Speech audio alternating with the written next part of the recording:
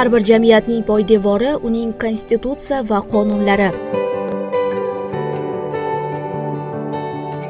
O'zbekiston qonunlariga ko'ra, suv xalq boyligi, davlat muhofazasidagi tabiiy resurs. Har bir tomchi qonun bilan asraladi va adolat bilan taqsimlanadi.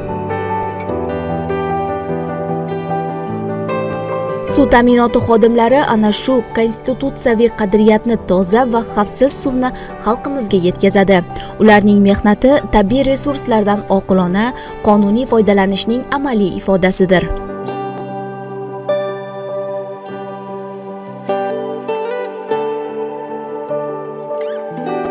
Qonunlar xodimlarning mehnat huquqini, xavfsiz sharoitda ishlashini va xalqning sifatli suvga bo'lgan huquqini kafolatlaydi. Qonun bizning asosimiz, biz esa xalq xizmatidamiz.